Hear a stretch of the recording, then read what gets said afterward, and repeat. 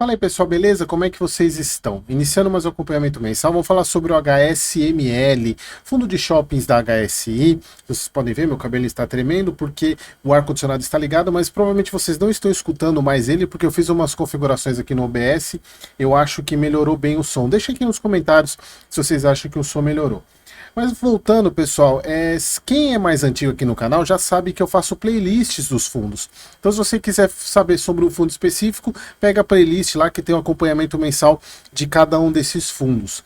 E se vocês pegarem na playlist do próprio HSML, nos dois últimos vídeos eu coloquei, que eu tinha colocado, na verdade, a bandeirinha, né, a thumbzinha, eu coloquei como bandeira amarela, que eu coloquei o HSML em bandeira amarela, principalmente por causa dos movimentos de venda que ele fez, né, dos dois ativos, tanto do Paralela quanto do Maceió, e no segundo mês também, quer dizer, no mês passado mantive, e este mês eu estou colocando ele em laranja, e a laranja, ela não é amarela, mas também ainda não é a vermelha.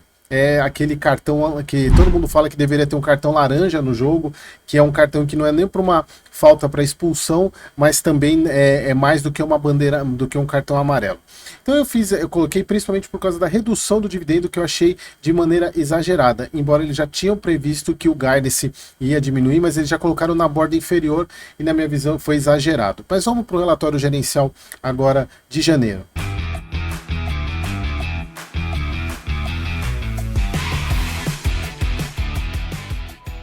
Então, entrando aqui no relatório, pessoal, já fiz um baita de uma apresentação mostrando os motivos. Eu poderia deixar para falar antes, mas eu gosto de criar um suspense aí para vocês. Então, o relatório agora é de janeiro. O fundo ainda continua negociando com baita deságio, mas aqui isso não é exclusividade do HSML, isso vale para todos, mas se eu não me engano, ele é o que mais tem deságio, assim, em termos de comparado com os pares. E aqui, pessoal, acho que o que mais chamou atenção para quem é cotista do HSML foi a redução do dividendo para 65 centavos. Ele estava pagando 80 ou 85, agora eu não lembro de cabeça, era 80 ou 85. Reduziu muito, muito. E eles tinham colocado que o guidance o novo guidance agora para esse ano seria de 65 centavos a 80, reduzindo bem o guidance, mas eu já não esperava que eles já colocariam na borda inferior do guidance. Então a gente vai tentar entender um pouco sobre isso. Sobre os comentários do gestor, principalmente isso que a gente já sabe, né, que teve a redução da taxa Selic, já meio que tem uma contratada, um novo aumento de 1% meio que contratado para a próxima reunião. E aqui eles colocam que o HSI projeta o IPCA para 2025 de 5,83, ou seja, bem acima da meta, inclusive bem acima do teto, né, do teto da meta. E falando aqui que a taxa Selic chegando a 14,75, ou seja, aumentando mais 0,5% pós essa próxima reunião, chegando a 14,75 no final do ano, ligeiramente abaixo da projeção de mercado de 15%. Pessoal, isso aqui a gente tem, claro, se basear nessas análises, mas só voltar um ano atrás, vocês vão ver que isso estava tudo furado, porque se projetava 9% de Selic, fechou em 13%. Então, assim, a gente tem, claro, que sempre observar, mas tomar um certo cuidado para não levar isso a ferro e fogo. Então, aqui eles falando sobre eles falam sobre na verdade eles fazem meio que um resumo dos indicadores operacionais do ano, falando inclusive aqui que é um ponto que eles tentam justificar, e assim, foi uma justificativa até que plausível das vendas do Maceió e do Uberaba, e tem alguns pontos importantes que eles colocaram nesse relatório, deixaram algumas coisas mais claras sobre essas operações. Então, falando sobre o resultado líquido, eles não fizeram o comparativo apenas do último mês, e sim do resultado líquido do NY de 2024 versus o orçado para 25, também tem vendas para isso. Então aqui eles colocam que 2024 registrou um crescimento de 10% em relação a 23 e já tem um crescimento meio que orçado para 9% em relação a 24.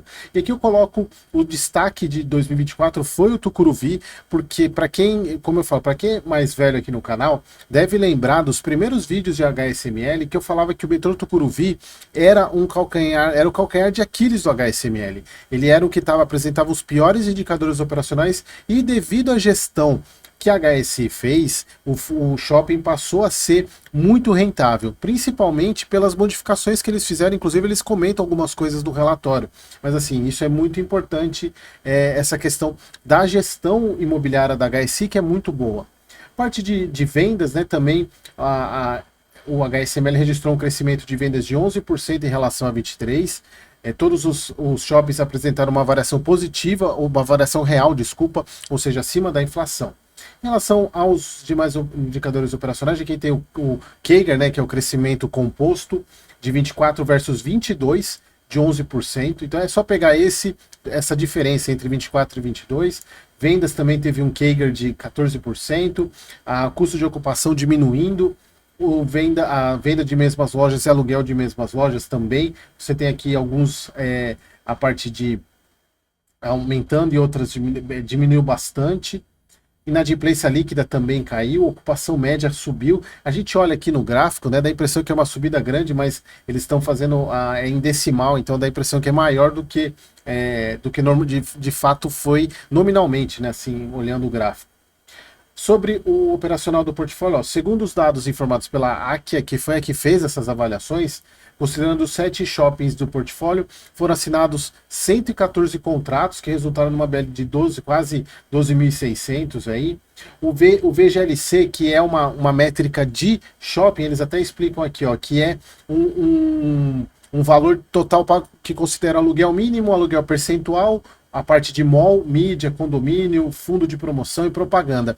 Lembrando sempre, pessoal, que por que tem o aluguel mínimo e o aluguel percentual?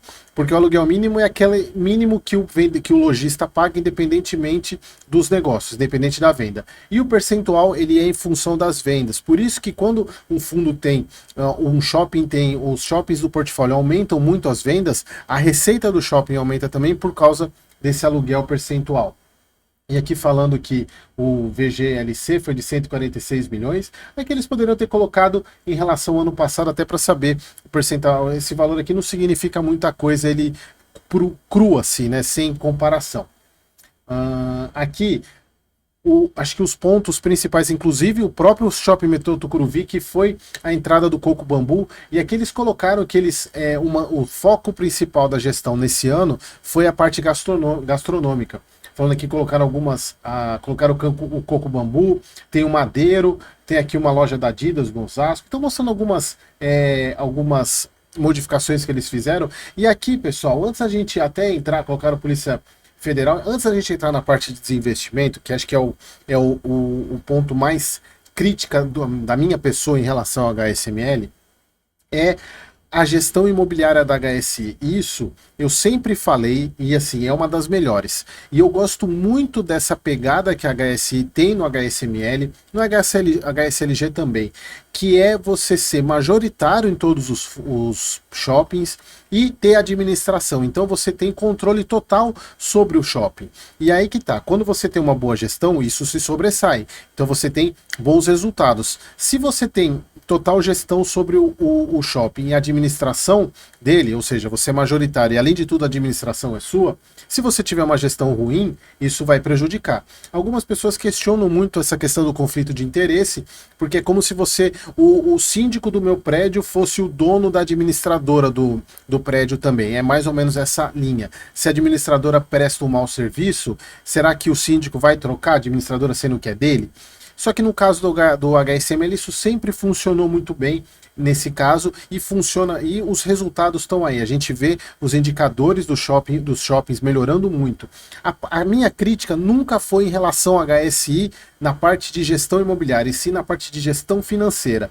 Sem contar, claro, toda a alavancagem que foi feita, que assim, de fato, a alavancagem foi num momento que não se esperava que viesse a pandemia logo em seguida, a grande alavancagem, e aí o fundo teve que fazer no começo do ano passado, né, uma emissão abaixo do VP para pagar a alavancagem, na verdade para pagar não, para reduzir a alavancagem, só que logo depois em seguida veio a emissão para o Uberaba, que foi um fiasco, e aí o fundo que tinha plano para poder expandir o Uberaba não tinha dinheiro. Qual que era a solução? Vender uma porcentagem do Uberaba.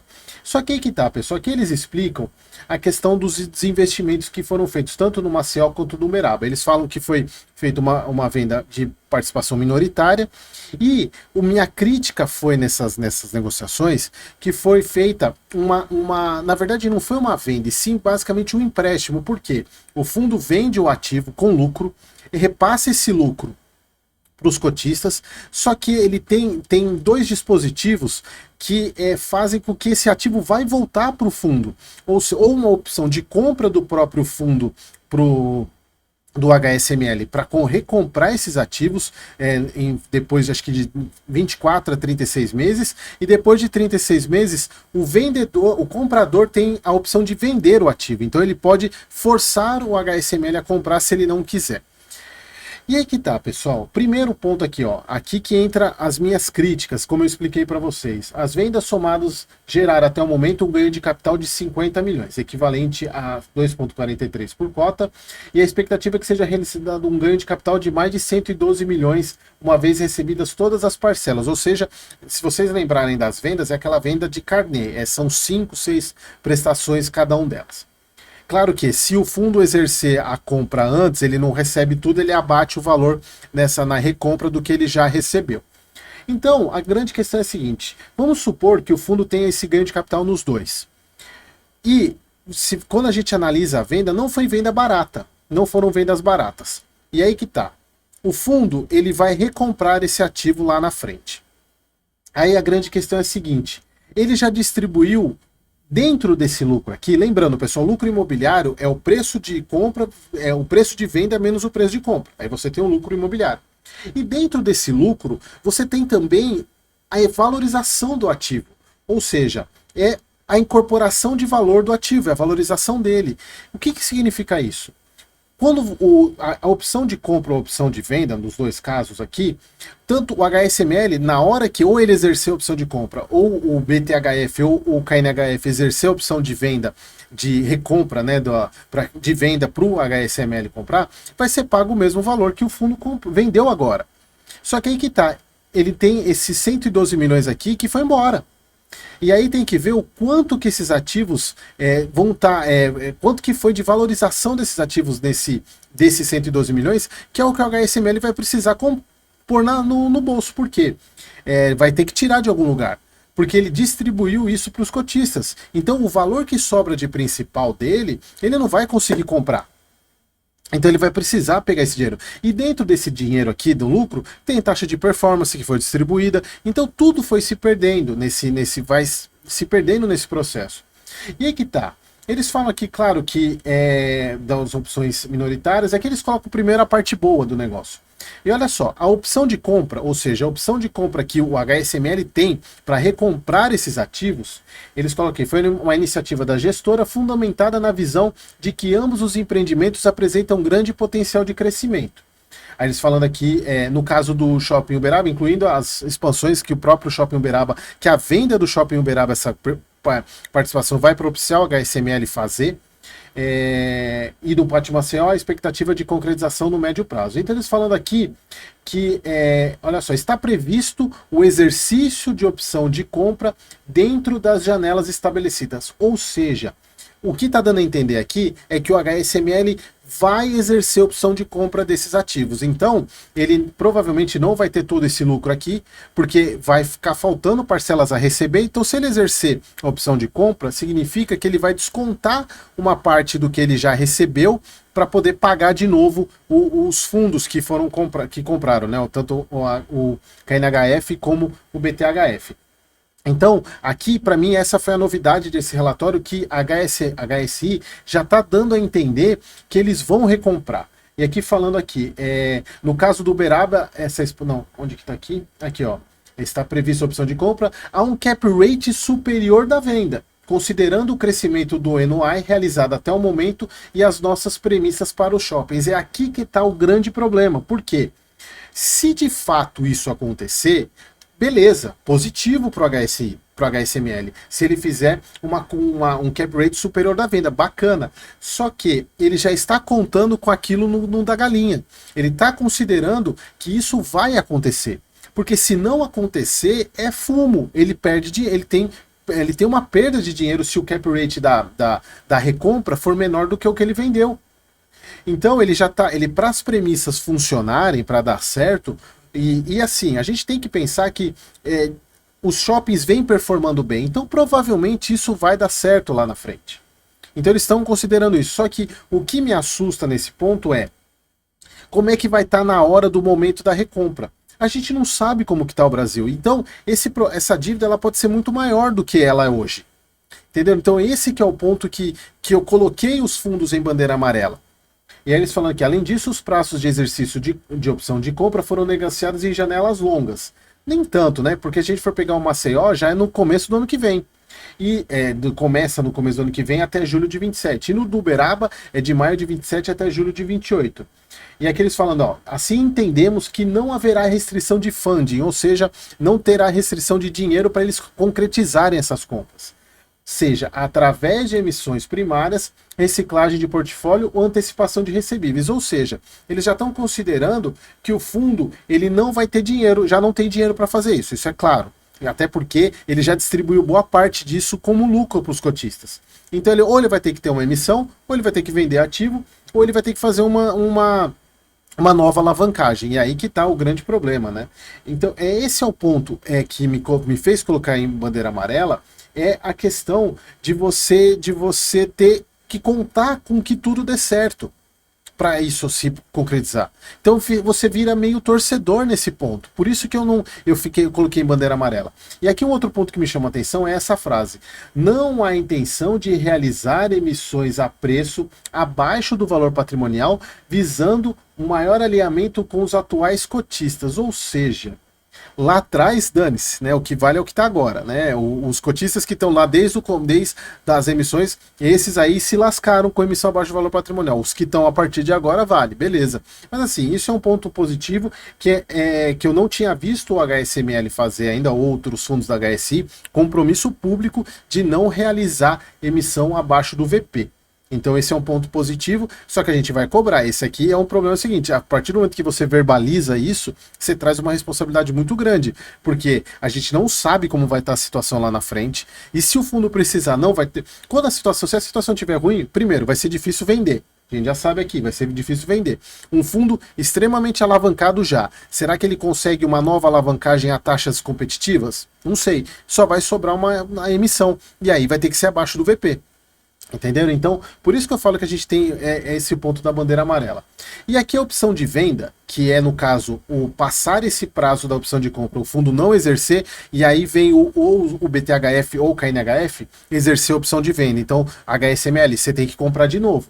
Foi uma contrapartida à opção de compra e só pode ser exercida mediante algumas condições que não são divulgadas. Só que aí que tá, pessoal, para vocês que acompanham os outros vídeos aqui do canal, principalmente BTHF e KNHF, todos eles já consideram a TIR da negociação. E para você considerar TIR de negociação de fundo de tijolo, você não consegue ter uma TIR sem ter a venda do ativo. Você não consegue fazer a taxa interna de retorno sem a venda do ativo. Então, os dois já consideram que eles vão vender o ativo, seja por opção do HSML recomprar, ou seja por eles exercer a opção de venda. Então, aqui já está considerando. Então, aqui, pessoal, só para vocês entenderem que a gente não é uma situação tão simples assim quanto eles aparentam. Mas aqui é o ponto que me deixou na bandeira amarela. Tá? Esse aqui é só fazendo um remember aí dos vídeos anteriores da questão da bandeira amarela. E aqui explicando algo que já estava desde lá do início, eu já falei bastante sobre eles. Então, essa questão aqui. O que me coloca na bandeira laranja é esse ponto agora. Porque o fundo distribuiu 65 centavos, ele reduziu o guidance, como a gente pode ver aqui, ó. Ele estava vindo com guidance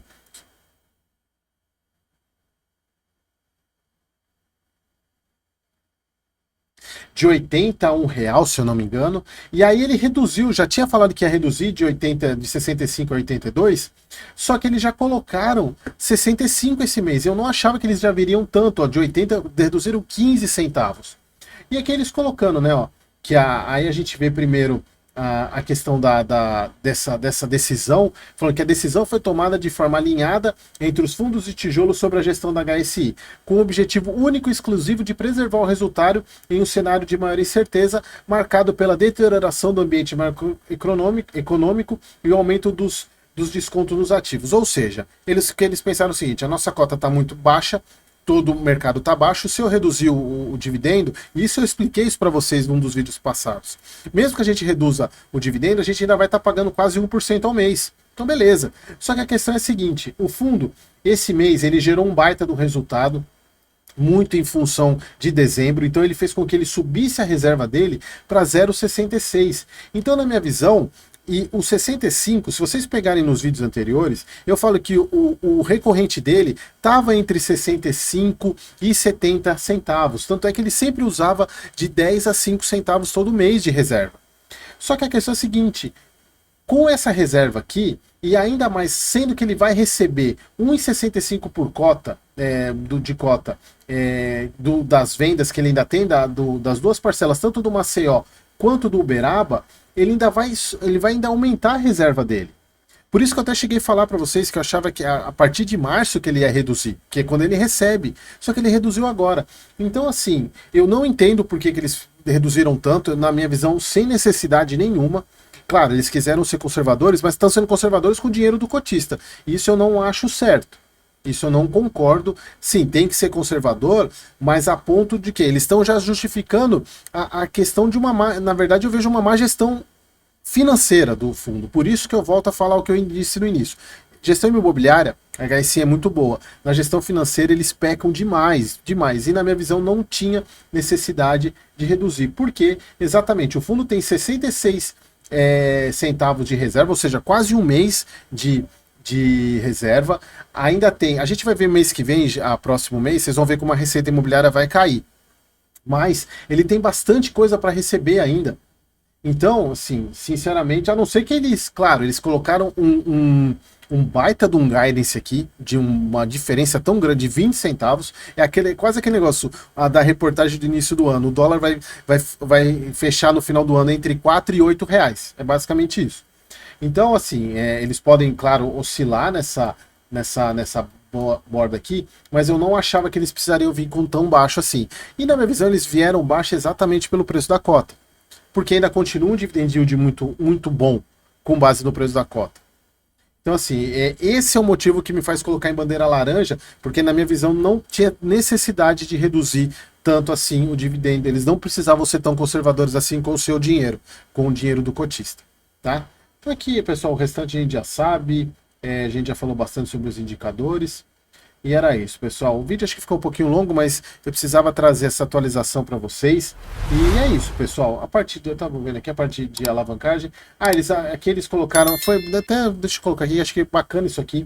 Eles colocaram esse histórico de alavancagem, onde hoje está em 19,3. Teve aquele pré-pagamento, foi aqui que teve a emissão no começo do ano. Então hoje é uma alavancagem que ela é puxada, embora ela seja alta, mas o fundo ele tem ainda caixa para pagar isso aqui, só que ele tem esse monte de coisa aí para ele recomprar. E uma outra recompra que pode aparecer aqui, ó, a partir de agora, que é acho que é do Maceió, se eu não me engano. Beleza, pessoal? Então era isso. Espero que vocês tenham gostado e até o próximo vídeo.